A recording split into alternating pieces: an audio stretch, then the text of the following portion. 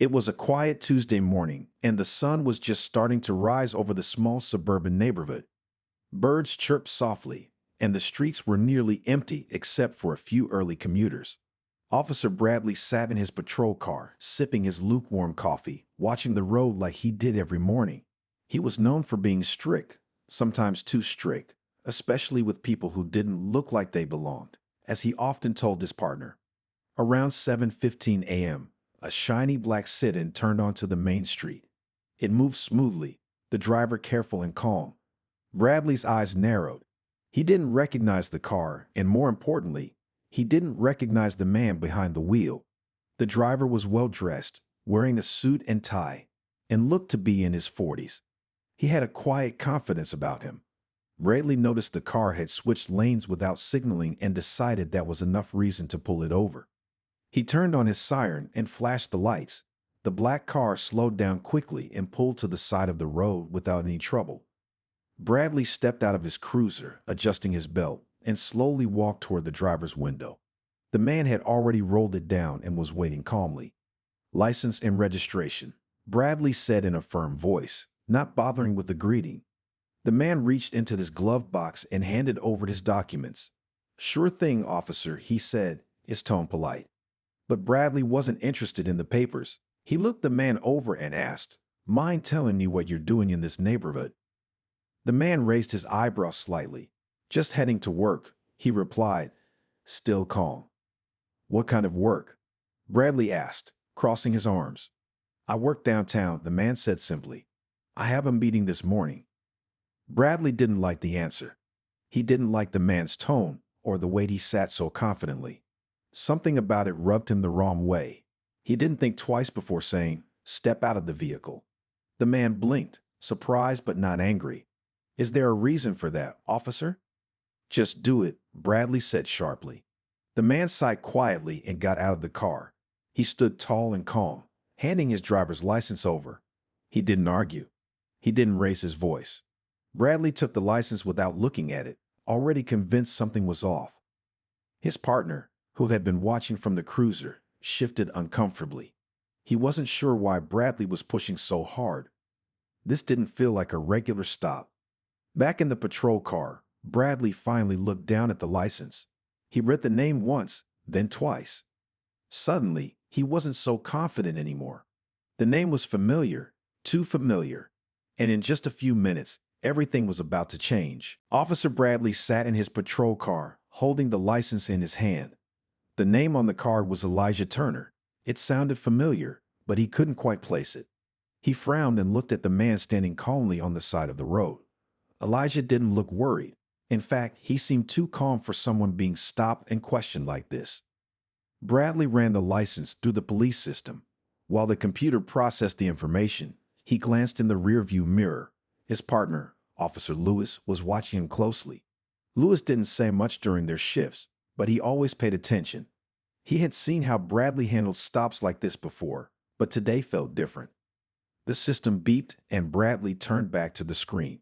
What he saw made his stomach tighten. The man he had pulled over wasn't just a regular citizen. He was Elijah Turner, the head of internal affairs for the state police department. Bradley stared at the screen, reading the title again and again. He couldn't believe it. Internal Affairs was the department that investigated police officers. They looked into complaints, reviewed body camera footage, and handled misconduct. Officers didn't want to end up on their radar, and Bradley had just stopped the man in charge of all of it. "Everything okay?" Lewis asked from the passenger seat, noticing Bradley's frozen expression. Bradley didn't answer right away. He just looked at the screen, then back at Elijah, who still stood patiently by the car. Bradley finally muttered, "He's Internal Affairs." Lewis blinked. "You mean that's him?" "Yeah," Bradley said quietly. "The guy who checks up on officers. The one who shows up unannounced." Lewis sat back in his seat, now understanding the weight of the situation. They had both heard stories about Elijah Turner, how he visited departments without warning and asked tough questions. He was known for being fair, but also strict. Officers respected him. Some feared him. Bradley took a deep breath and stepped out of the patrol car. His hands felt sweaty. His voice was suddenly softer. "Mr. Turner," he began, I didn't realize who you were." Elijah looked him in the eyes. "Does that change anything, officer?" Bradley paused. "I just meant I didn't recognize you at first." "That's clear," Elijah replied.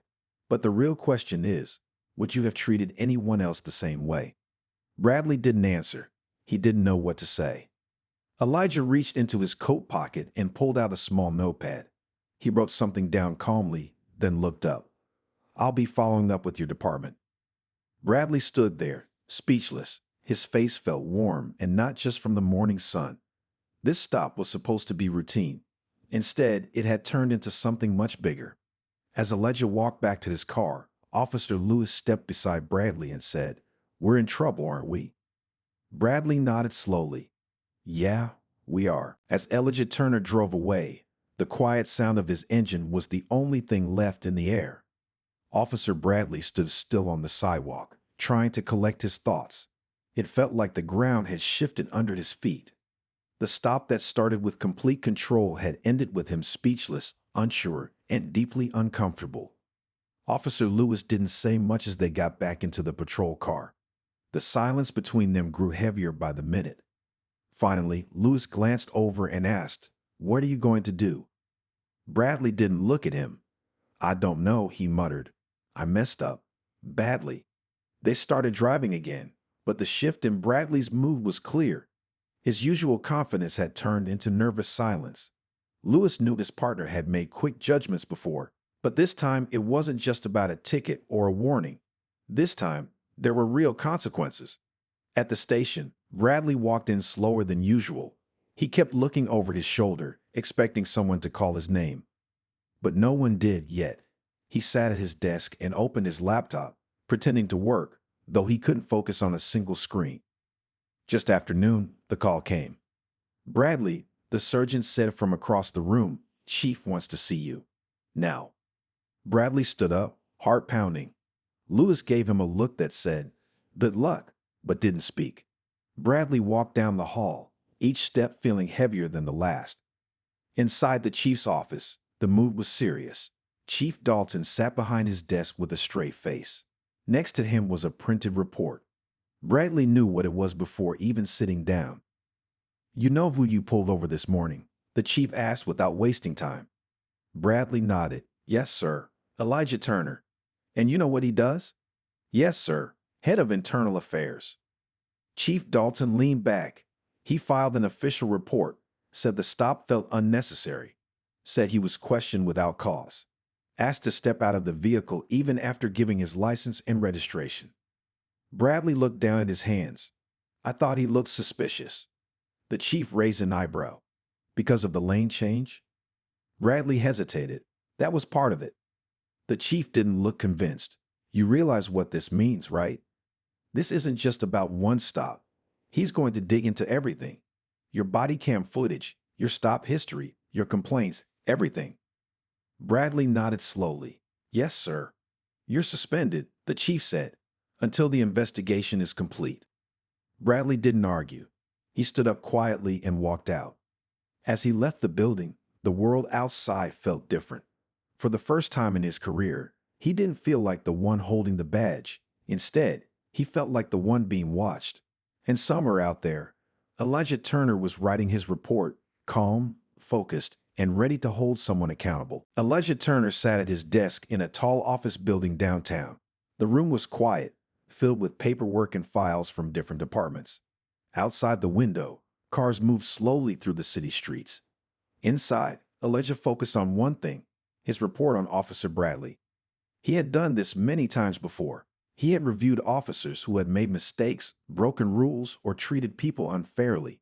But this case felt different. Not because of the stop itself, but because he had experienced it firsthand. Elijah was used to people not knowing who he was. He didn't wear a uniform, and he didn't show up with flashing lights. He believed in seeing the truth for himself. That's why he didn't mention his job right away when Officer Bradley pulled him over. He wanted to see how the officer acted when he thought no one important was watching. And now that moment had passed, and the truth was clear. Elijah typed slowly, choosing every word carefully. He didn't rush. He wrote about how the stop began, how the officer questioned him without reason, and how things changed once Bradley saw his name. He didn't add emotion or opinion, just facts. When he finished the report, he saved it and closed his laptop. He leaned back in his chair, thinking. Part of his job was making sure officers followed the rules. But another part, maybe the harder part, was making sure they learned from their mistakes. He picked up his phone and called Chief Dalton at the precinct. The chief answered quickly. "Turner," Dalton said, "I just read your report. We're taking it seriously." "I'm glad to hear that," Elijah said. "Has Officer Bradley been suspended?" "Yes, we've started the review." Elijah paused. "Good, but I'm not just looking for punishment. I want change." Dalton sounded surprised. "What do you mean?" "I mean this can't be just about one officer. I've looked at the numbers. His stop record shows a pattern. Too many stops of people who look like me. Not enough cause. Someone needs to ask why." Dalton was quiet for a moment. Then he said, "We'll open a broader review." "That's what I want to hear," Elijah said. They ended the call and Elijah stood up. He walked to the window and looked out at the city. There were thousands of people out there. Some would get stopped by officers like Bradley. Some would be treated fairly. Some wouldn't. He didn't want to scare officers. He wanted to guide them, to show them how to do better. The badge was supposed to mean something. It was supposed to protect, not intimidate. And if his job meant making a few people uncomfortable, then so be it. He walked back to his desk, picked up the next file, and got back to work. His mission wasn't about one moment. It was about changing the system, one report at a time. Officer Bradley sat at home on his worn-out couch, staring at the blank television screen. The room was quiet except for the ticking of the wall clock. It had been 2 days since his suspension. No badge, no patrol car, no uniform. Just silence and time to think. He had gone from being in charge on the street to being under review. His phone hadn't rung much, and when it did, it wasn't from friends. It was from people asking questions, some from the department, some from the city office.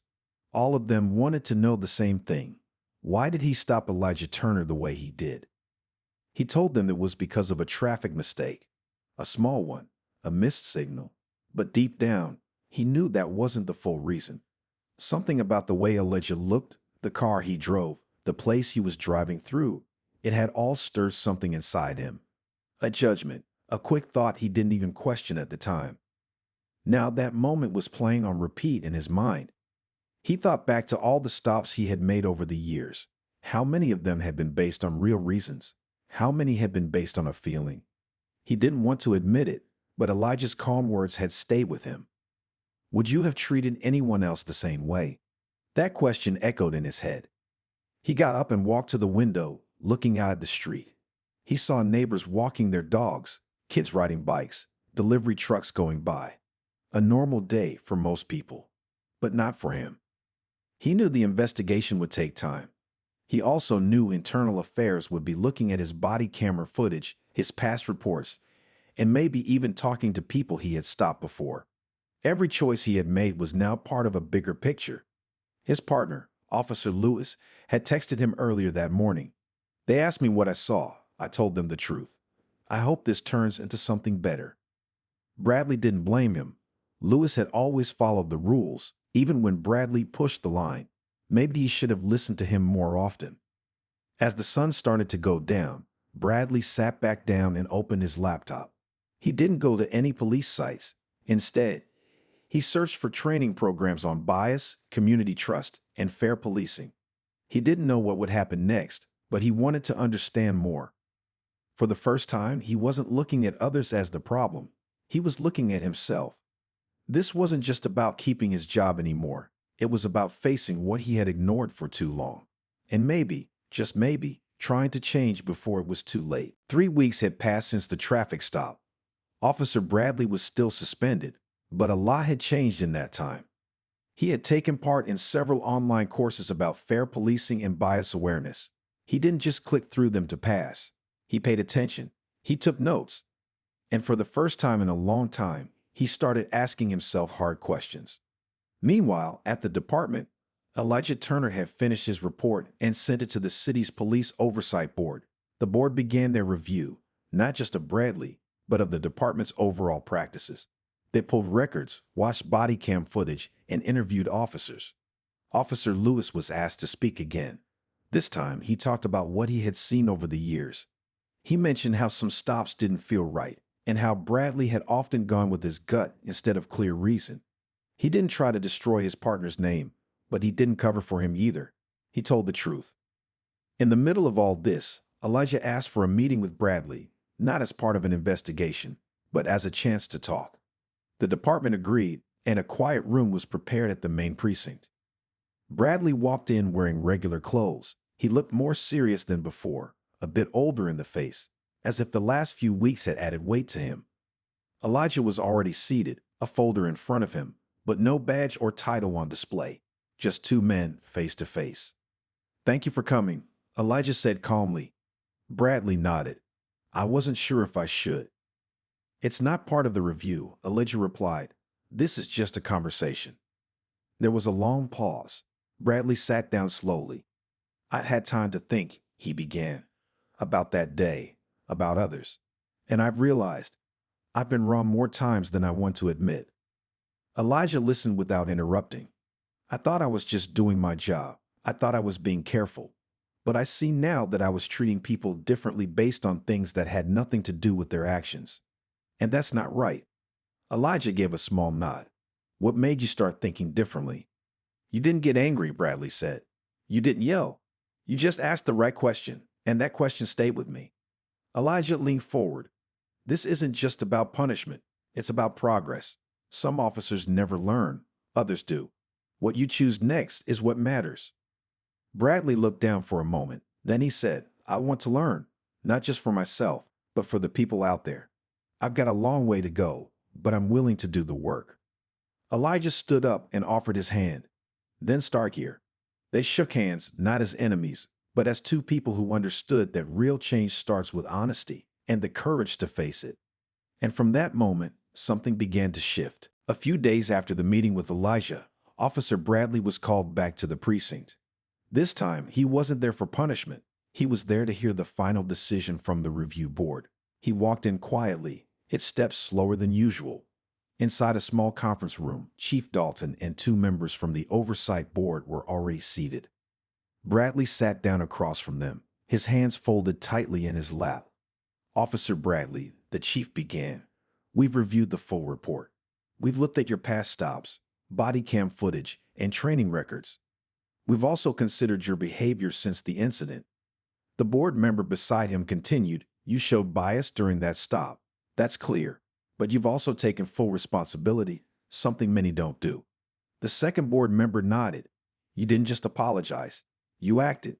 You took extra training, met with internal affairs, and asked for help to understand what went wrong." Bradley waited quietly as they spoke. His heart beat fast, but he didn't try to defend himself. He knew the truth, and he was ready to accept whatever came next. The chief leaned forward. "Your suspension is ending. You'll return to duty, but with new conditions. You'll be placed on a 6-month observation period. You'll attend monthly bias training and report to a senior officer for review. Also, you'll take part in community outreach programs." Bradley nodded slowly. "Understood, sir." The board member added, "This is not a punishment. It's a second chance. Use it the right way." After the meeting, Bradley stepped outside into the sunlight. The air felt different. He still wore plain clothes, but soon he'd be back in uniform. This time, he planned to wear it with a new mindset. Later that week, he joined his first community meeting. It was held in a local center near the neighborhood where he had stopped Elijah. People from the community sat in folding chairs, some of them unsure about his presence. A few recognized him and watched closely. A woman raised her hand. "Why should we trust you now?" Bradley stood at the front and took a breath. "You shouldn't. Not yet. Trust is earned. And I haven't done that. But I'm here to listen, and I'm here to do better." The room stayed quiet, but a few heads nodded. Bradley stayed after the meeting to answer questions. He didn't rush. He didn't make promises he couldn't keep. He just listened. And for many people in that room, that was a good first step. Meanwhile, Elijah Turner was updated on everything. When he heard how Bradley had responded, he gave a small nod and moved the file into a new folder on his desk. one labeled in progress. Because for Elijah, real change wasn't about one mistake or one apology. It was about what people did after. And for the first time in a long while, Bradley was doing something right. 3 months had passed since Officer Bradley returned to duty. Things were different now. He still wore the same uniform, drove the same patrol car, and walked the same streets. But the way he looked at people, and the way they looked at him, had changed. He took more time during traffic stops. He explained clearly why someone was being pulled over. He spoke with respect, and he listened. No more rushing. No more judging without reason. People started to notice. At the same time, Bradley continued his training. Every month, he sat through workshops on bias, community relationships, and fairness in policing. He also met with his mentor, a senior officer who guided him and kept him focused. One afternoon, while walking his beat near the same neighborhood where the incident happened, a young boy came up to him. "Are you the cop from the meeting?" the boy asked. Bradley smiled. "Yes, I was there." The boy looked curious. "You stopped someone who didn't do anything, right?" Bradley paused, then nodded. "Yes, and I was wrong, but I'm trying to do better now." The boy didn't say anything else, but he gave a small nod and ran off to join his friends. Bradley watched him go, feeling the weight of the past, but also a bit of hope for the future. Back at the Internal Affairs office, Elijah Turner sat at his desk, reading updates from the oversight board. The file on Officer Bradley was still in the In Progress folder, but it was nearly ready to be closed. Everything they had reviewed showed improvement. Elijah took a moment to reflect. He had seen many officers come and go. Some ignored feedback. Some got defensive. But Bradley had done something different. He had taken the hard road. He had chosen to face himself and change. He picked up the phone and called the precinct. "This is Turner," he said when Chief Dalton answered. "I've reviewed the final report. I'm recommending that Bradley stay on the force." Dalton replied, "He's earning it. Not just with us, but with the people he serves." "That's what matters most," Elijah said. A week later, Bradley received a letter at his desk. It was short, just a few lines, but it meant a lot. "Your case has been closed. Continue on your path. Accountability leads to trust. Stay true to the work." Elijah Turner. Bradley folded the letter and placed it in his locker. He didn't forget what had happened. He didn't forget how it started or who had held him accountable. But instead of carrying it as a burden, he carried it as a reminder. Change doesn't come all at once. It comes from choices made every day. And for Officer Bradley, each shift, each stop, and each word he spoke now had new meaning. Because respect, once lost, takes time to earn back, and he was ready to keep earning it.